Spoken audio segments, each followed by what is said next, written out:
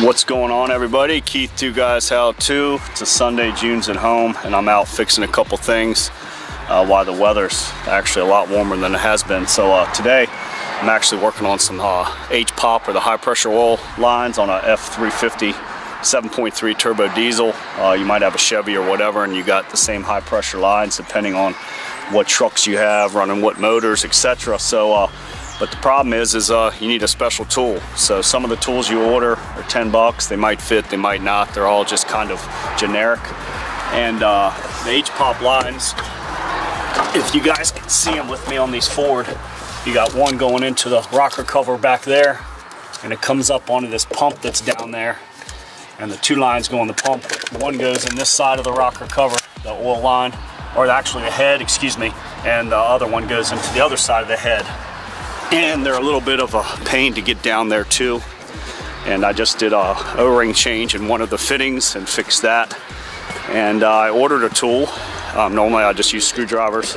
And I ordered a tool that came in, and one side's overly big and one side's almost a little too big. So I'm going to show you how these the Hpop lines work here.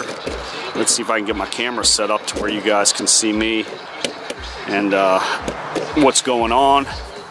So basically you've got your high pressure oil line like this, and it's got this little quick connect that, believe it or not, if you push it down, it pops off. So when you snap it into place, this comes back up, and you'll see a little gap right in there.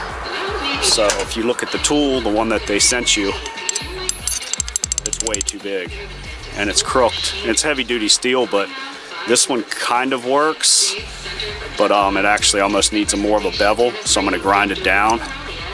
And of course on the front, where it comes out of the Hpop, it's slightly at an angle, but I don't think you're going to be able to get in. So long story short, I'm going to make my own. And I already did make one end of it on my own. I got a piece of just flat steel if you don't want to wait in the mail and order one of these cheapy, crappy $10 ones. I just took a piece of flat steel. You can see I beveled the front there. And mine actually isn't even as crooked as much as the one they're sending you. And it goes right down in on there, no problem. And I beveled the edge to where it snaps right over top of there like that. And you just tweak it and it pushes it forward, and you can see it how it is. So if you reset it, when you push it back on the fuel fitting, or the oil fitting, it'll pop back like this. And this is how they come off, just like that. And then you pull them back, maybe jiggle them a little bit and pull them back. So what I'm going to do is get busy here, and I got this piece of steel off my rack. I think I'm going to have it about this long, and I'm going to put two different ends in. That way I can crook one how I want. And this is a little more flexible, but still a good thickness. So I went ahead and I started drilling a hole right there. I'm going to finish that up, and then I'm just going to take my grinder and grind it out exactly how I did on this one. And I zung it down. I take my files, little chainsaw file, and I get in there. You want to make sure it's not sharp, or it'll damage those fittings or cut the lines. And then I file everything down and make sure there's no intrusion sticking off of it. So let's get busy. I'm going to show you real quick how to make your own. That way you can just use it, keep it around, use it on your buddy's truck, and just knock these lines out quick instead of damaging the fittings with a screwdriver. So let's get busy here. Alright, so I'm going to take my drill on this one. And I've got about, this might be a ½ inch. You can go a little bit less. You want to measure it to the line that you have. It's a little bigger, but not much. And that's what I wanted on this side. I wanted one side a little bigger. So let's go ahead and just finish drilling through this one. I went ahead and just made a mark. And I'm going to drill through it and then cut it out.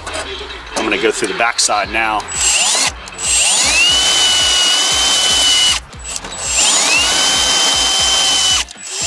Be careful when you're doing this. I got glasses on. You don't want to get anything flung in your eye, no metal or anything.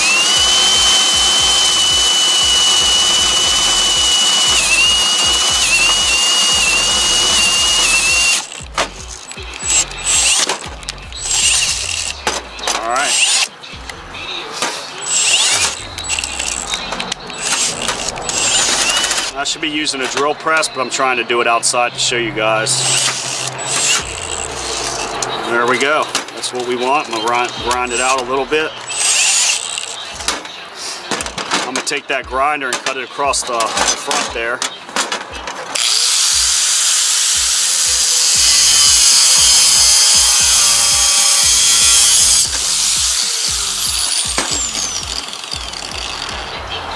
And I got plenty to make more. So now I'm just going to go ahead and cut out that front, the thickness I want, just to make it a horseshoe looking similar to this right there.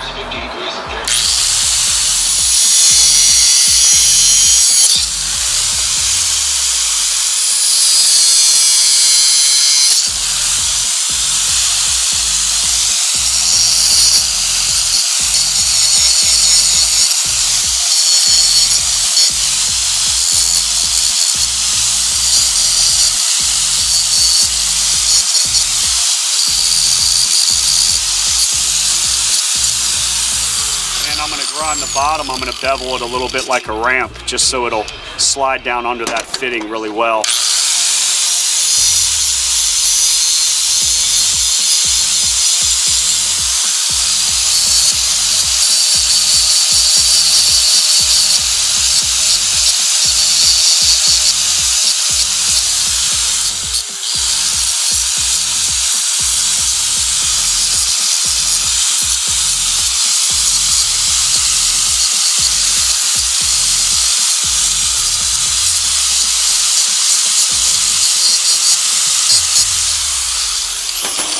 I went ahead and I just grounded those edges down. Make sure, you know, like I said, you don't want to cut anything even on your way in there. There's wires nearby. And let's just go ahead and file this out. Just get the sides a little bit rounded.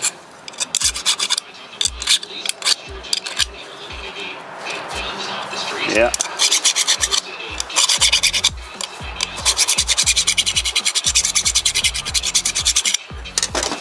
Looks pretty good.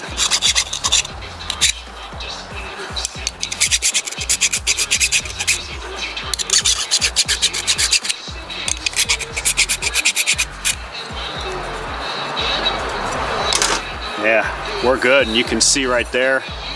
So I'm actually going to keep this as my straight side and leave my little bit of crook on the back side. And let's line it up to see, let me check the fitting on the bottom. I might make this a little bit more angled.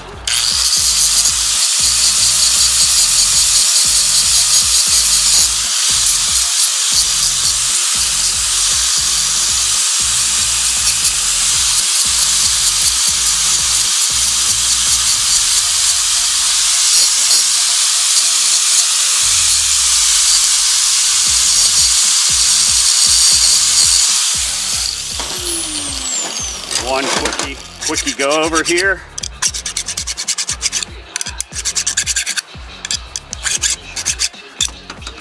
Make sure it's not sharp on your fingers. If you can feel it's not sharp, then we're good to go.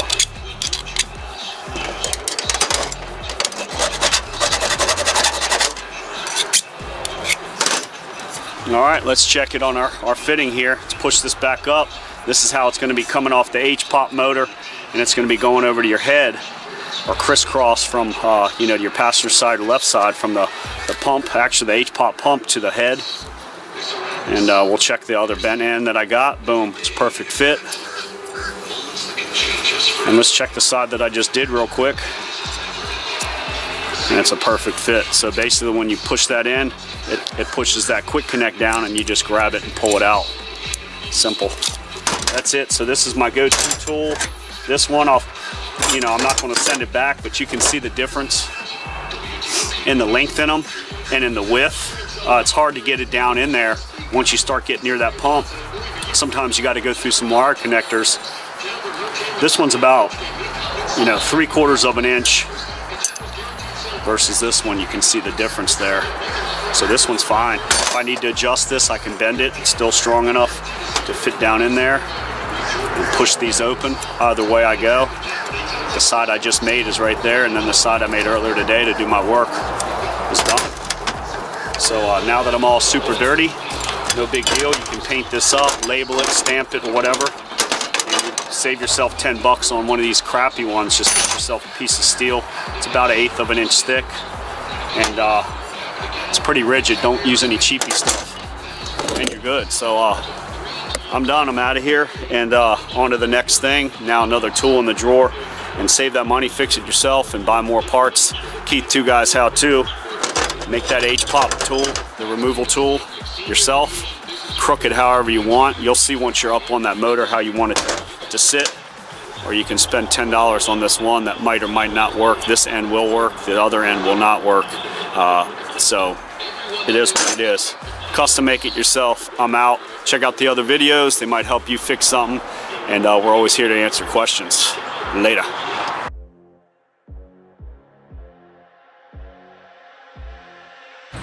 I'm not a pig, I'm a lawyer. What's up, Iggy? Talk to him before I shut the video down. Oh yeah. Yep.